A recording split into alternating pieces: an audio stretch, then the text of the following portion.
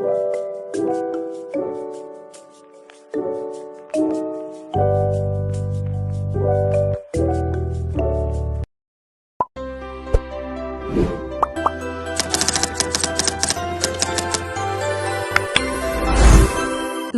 pembelajaran 1. Dapat menyebutkan fungsi dan unsur kebahasaan dalam karya sastra. 2. Menangkap pesan dari menelaah karya sastra.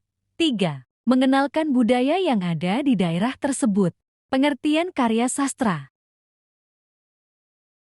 Karya sastra mengacu pada karya-karya seni yang diciptakan dengan menggunakan bahasa sebagai medium ekspresi. Karya sastra dapat berupa prosa atau puisi yang mencerminkan pengalaman manusia, perasaan, pemikiran, dan ide-ide melalui kata-kata. Beberapa bentuk karya sastra yang umum meliputi novel, cerpen, puisi, drama, esai, dan sebagainya.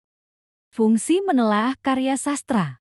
Menelaah karya sastra membantu pembaca atau peneliti untuk memahami karya tersebut secara lebih mendalam. Ini melibatkan analisis terhadap berbagai aspek seperti tema, karakter, alur, dan gaya penulisan. Unsur kebahasaan karya sastra. Poin-poin unsur kebahasaan dalam karya sastra. 1. Gaya bahasa style, pemilihan kata, pengaturan kalimat, dan tata bahasa penulis. 2. Imagery, imajinasi, penggunaan kata-kata untuk menciptakan citra visual, suara, bau, rasa, dan sentuhan. 3. Simile dan metafor. Simile dan metafora, perbandingan langsung dengan kata seperti atau bagai simile dan perbandingan tanpa kata pembanding langsung metafora. 4. Personifikasi, pemberian sifat manusiawi kepada objek non-manusiawi atau makhluk. 5. Alusi dan referensi budaya, penggunaan elemen dari budaya tertentu seperti sejarah, mitologi, atau karya sastra lainnya. 6. Rima dan ritma. Ram dan rhythm, kesamaan bunyi di akhir baris rima dan pola irama atau ketukan yang teratur ritma dalam puisi. 7. Dialog, percakapan antar karakter dalam prosa atau drama. 8. Ironi, penggunaan kata-kata yang menyampaikan makna yang berlawanan dengan yang sebenarnya. 9. Paralelisme, penggunaan struktur gramatikal atau kata-kata yang serupa secara berulang-ulang. 10. Kata-kata khusus diction, pemilihan kata oleh penulis, dapat mempengaruhi nada, suasana, dan makna keseluruhan karya sastra. Jenis-jenis karya sastra. Cerpen, prosa, puisi pantun, dan lebih banyak lainnya. Contoh cerpen singkat, beserta strukturnya. Orientasi. Dina ialah seorang murid TK berumur 5 tahun. Berbeda dengan teman seusianya yang selalu diantar dan dijemput ibu ketika sekolah. Dina selalu berangkat sekolah dan pulang sekolah sendirian. Meskipun begitu, Dina tidak pernah tampak murung. Orang tua Dina memang sudah lama bercerai. Namun, kedua orang tuanya tetap menyayangi Dina dan selalu ada ketika anaknya membutuhkan. Rangkaian peristiwa, ketika ingin bertemu ayahnya, Dina akan pergi ke rumah bercat putih. Sementara ketika ingin menemui ibunya, maka akan pergi ke rumah bercat merah muda. Dina selalu bahagia dengan kehidupannya sendiri. Komplikasi. Pada satu waktu, seorang teman mengejek Dina sebab tidak pernah diantar oleh sang ibu. Dina lantas menangis. Lantas sesekali ibu mengantar Dina ke sekolah untuk memperlihatkan pada temannya bahwa ia punya. Komplikasi.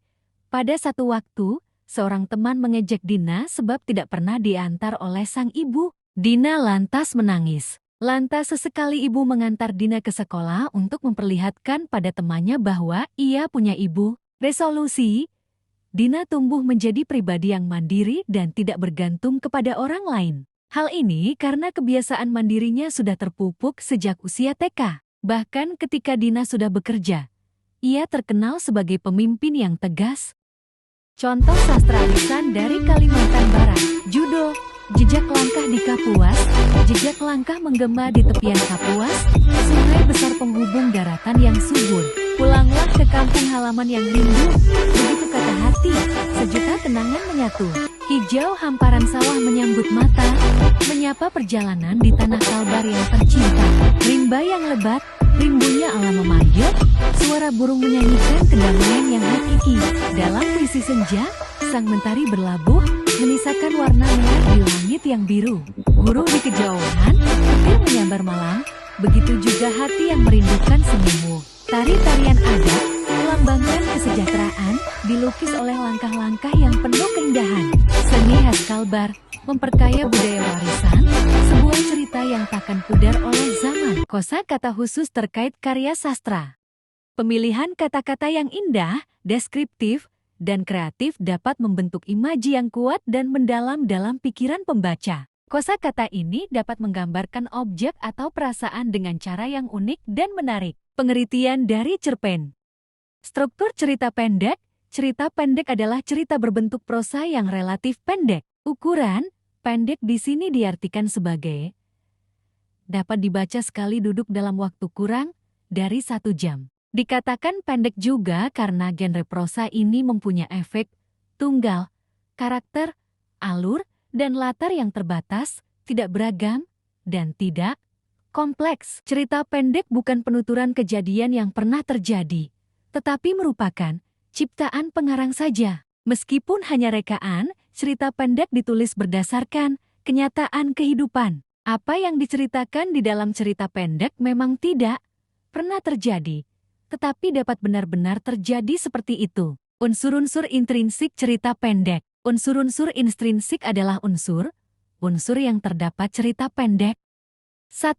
Tema cerita, gagasan atau ide suatu cerita atau pokok pembicaraan dalam karya sastra. 2. Alur cerita. Jalinan peristiwa di dalam cerita yang memperlihatkan kepaduan yang diwujudkan melalui hubungan sebab akibat, tokoh, tema, atau ketiganya. 3. Tokoh cerita dan penokohan. Tokoh cerita adalah orang yang memainkan peran dalam cerita, sedangkan penokohan adalah proses penampilan tokoh dengan memberikan karakter, sifat, atau kebiasaan pemeran suatu cerita. Pengertian pantun. Pantun adalah salah satu jenis puisi lama yang sangat luas dikenal di Nusantara. Kata pantun berasal dari kata patuntun dalam bahasa Minangkabau yang memiliki arti penuntun. Makan pagi pakai bakso beranak, ternyata bikin kenyang. Selamat datang di Pontianak. Jangan lupa tuh bersenang-senang ke dapur untuk memasak. Hujan-hujan membuat sarapan. Ajak liburan keluarga ke Pontianak. Bersama-sama menikmati liburan. Evaluasi. Soal pertama, apa saja bentuk dari karya sastra yang kamu ketahui? Jawabannya fiksi dan non-fiksi. Kedua, mengapa karya sastra sangat penting ditelaah? Jawabannya, karena menelaah karya sastra membantu pembaca atau peneliti untuk memahami karya tersebut secara lebih mendalam. Ketiga, apa saja jenis-jenis dari karya sastra? Jawabannya, prosa, puisi, pantun, cerpen, drama, dan lainnya. 4. Bisakah kamu menyebutkan satu jenis karya sastra yang kamu ketahui? Jawabannya, contoh sastra lisan dari Kalimantan Barat. Judul, Jejak Langkah di Kapuas.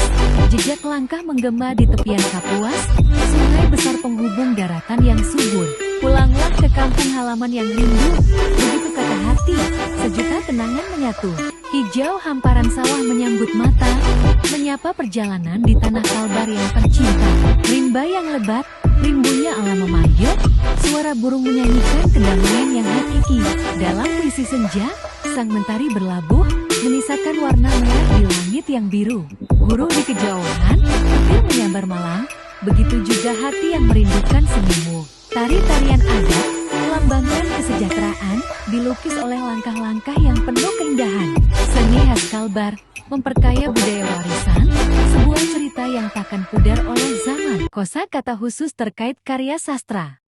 Pemilihan kata-kata yang indah, deskriptif, dan kreatif dapat membentuk imaji yang kuat dan mendalam dalam pikiran pembaca. Kosakata ini dapat menggambarkan objek atau perasaan dengan cara yang unik dan menarik. Pengertian dari cerpen.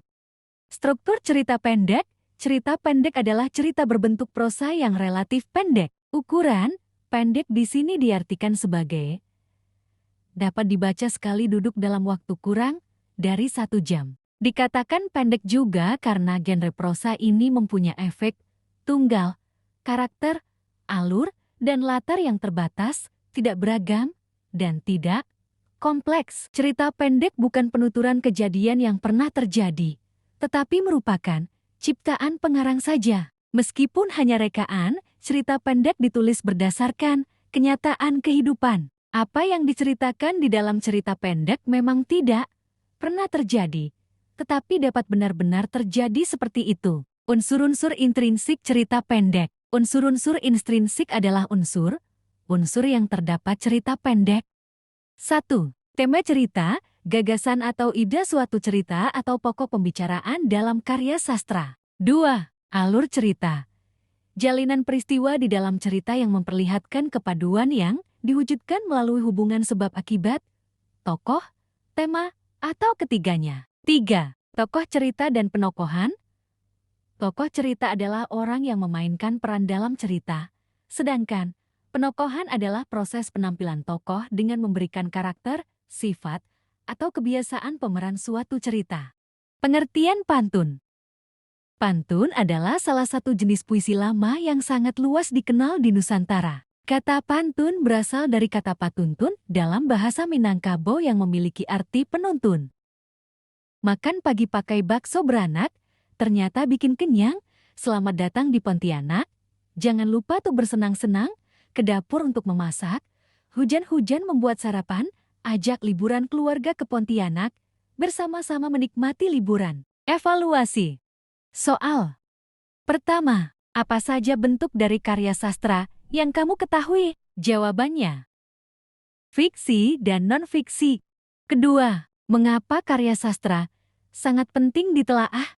Jawabannya, karena menelaah karya sastra membantu pembaca atau peneliti untuk memahami karya tersebut secara lebih mendalam. Ketiga, apa saja jenis-jenis dari karya sastra? Jawabannya, prosa, puisi, pantun, cerpen, drama, dan lainnya. 4. Bisakah kamu menyebutkan satu jenis karya sastra yang kamu ketahui? Jawabannya, misalnya cerpen, puisi, atau pantun. Kesimpulannya, dalam menelaah karya sastra, kita dapat menyimpulkan makna simbolis, gaya bahasa, dan struktur naratif yang digunakan pengarang. Pemahaman terhadap latar waktu dan konteks sejarah juga penting untuk mengaitkan karya sastra dengan kondisi sosial saat itu. Kesimpulan seringkali menggambarkan interpretasi pribadi terhadap karya, mengajak pembaca untuk merenung dan mendalami makna yang lebih dalam.